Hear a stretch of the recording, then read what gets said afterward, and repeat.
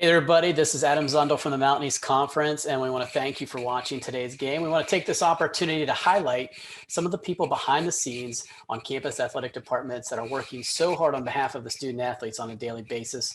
Joining us today, it's Matt Mullin from Alderson, Broaddus. Matt, how are you today?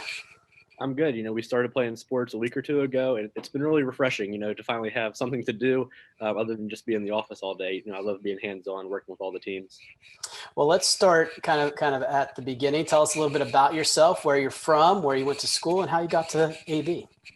Well, I'm from Martinsburg, West Virginia, in the Eastern Panhandle.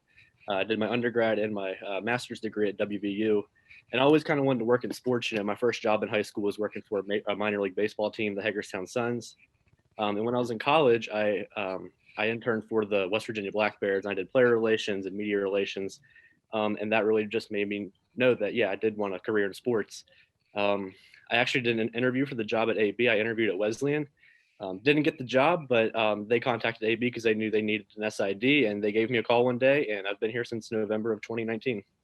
When did you kind of find out that sports information was a job? It's kind of under the radar on a lot of places. When did you find out that, like, oh, this is actually a career?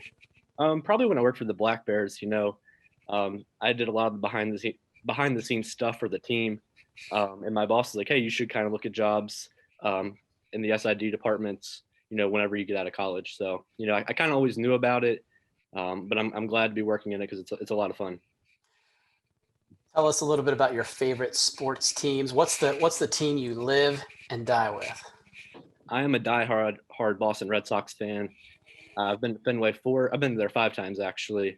It's the mecca for baseball with me. They break my heart. It seems like every year, and I'm pretty spoiled because they've had 4 World Series in my lifetime. But this last year, since they traded Mookie Betts, man, it's been rough for me.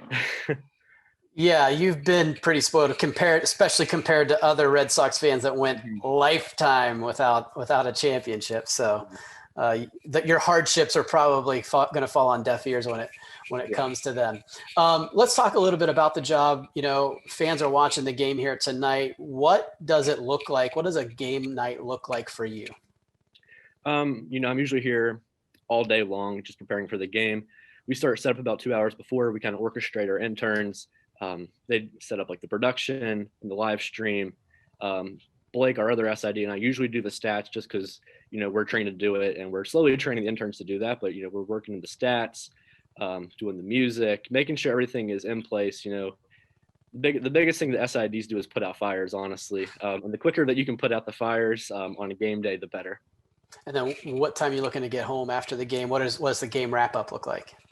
If we have a doubleheader for basketball, let's say, we're going to play at 5 and 7:30.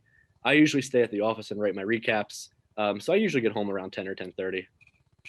As we look ahead and hopefully trying to contest a lot of sports here in the spring, what are some of the challenges that you are kind of facing with upcoming schedules?